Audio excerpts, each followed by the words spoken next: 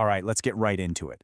For what felt like forever, it seemed like the soul of Brazilian football had been sold off, replaced by this kind of pale, weak imitation of European systems.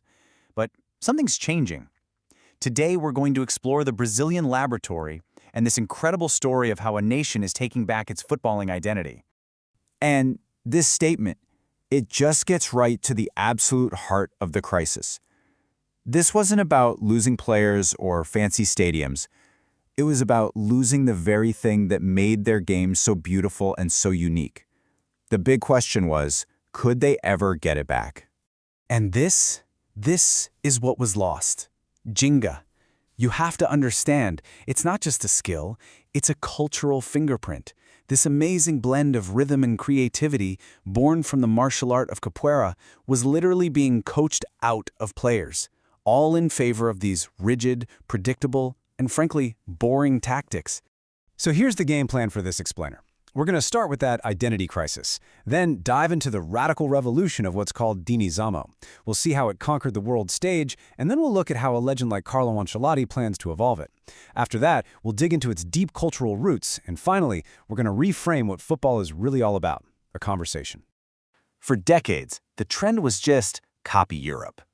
And what was the result? Well, the heirs of absolute legends like Garrincha and Pelé were turned into these disciplined soldiers in a system that just wasn't their own. That unique Brazilian flair, it was fading, fast. But to really get the fight back, you have to understand this concept, jeitinho. It's this cultural art form, really, of finding clever, improvised solutions to get around rigid rules. And this very idea, well, it would become the foundation for a tactical revolution. And the man behind that revolution? His name is Fernando Diniz. He showed up at Fluminense with what everyone thought was a crazy idea. What if Brazil just stopped copying? What if they started playing like Brazil again, but supercharged it with 21st century analysis? Okay, this slide is absolutely key because it lays out the central conflict. On the left, you've got Guardiola's famous positional play. It's all about occupying specific zones on the field, right? The goal is to stretch the other team. But look at the right. Diniz's relational play is the complete opposite. Its goal is to saturate the opponent's senses by having players swarm and bunch together. One is a program. The other, it's a strategy that just thrives on beautiful chaos. So what does this chaos actually look like on the pitch? This slide breaks it down perfectly, using a famous goal as an example. It's all street football. You have the tabela, which is a super quick 1-2 pass. Then the toco e me voy, I touch and I go, to escape a defender. And the escadinha, which is like a little ladder of diagonal passes to move upfield. See, it's not random at all. It's a language of short, rapid-fire combinations that a structured European defense just can't compute. And here's the hard data to prove it. Diniz's players operate, on average, in spaces that are 40% closer to each other than players in Guardiola's system. Think about that. While one style spreads out to make the field huge, Diniz compresses his team into this suffocating, interconnected swarm that can just erupt at any moment. So, look, this all sounds great in theory, right? It's romantic, it's exciting. But could this chaotic style actually win against the well-oiled machines of European football? The Club World Cup would be the ultimate test. And this was the exact question on everyone's mind before the final. On one side, you had Fluminense, the champions of Diniz's wild relationism, and on the other, Simone Inzaghi's Inter Milan, a perfect fortress of European tactical discipline. And this shows you exactly how they pulled it off. It's brilliant. First, they compressed the play, packing eight players into this tiny zone. Second, they used those quick street football combinations to suck the Italian defense in. And then, third, the killer blow, a sudden switch of play to the isolated winger on the complete opposite side of the field. The result? A goal. The winger is left totally one-on-one against a defender who's been pulled completely out of position. It was just surgical chaos.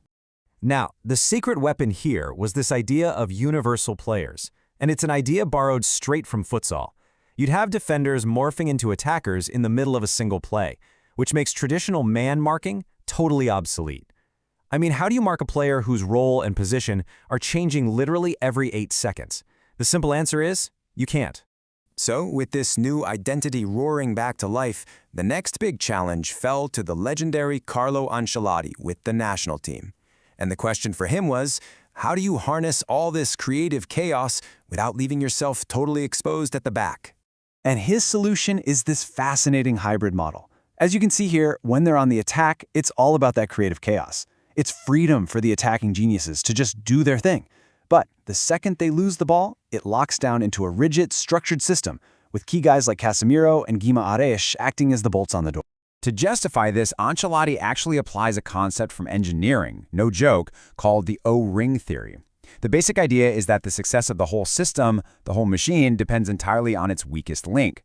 So in a team where almost everyone else is improvising, he designates one or two players whose only job is to be that unbreakable link, the ultimate safety net. That is Casemiro's job.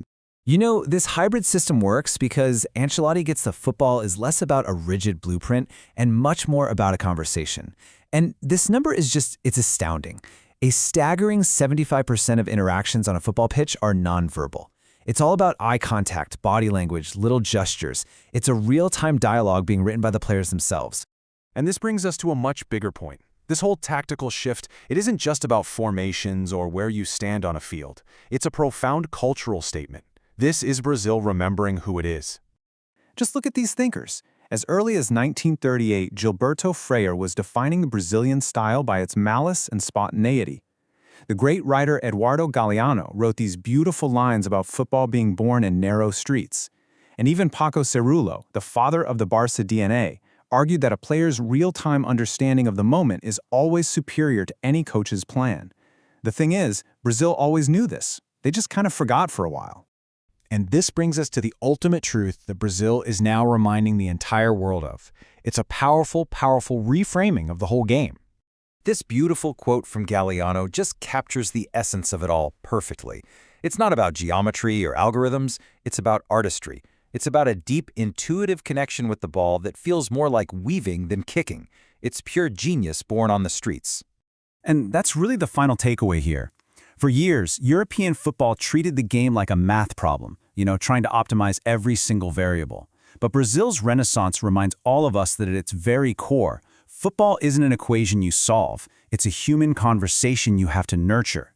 And the Brazilians, well, they are once again speaking their native language.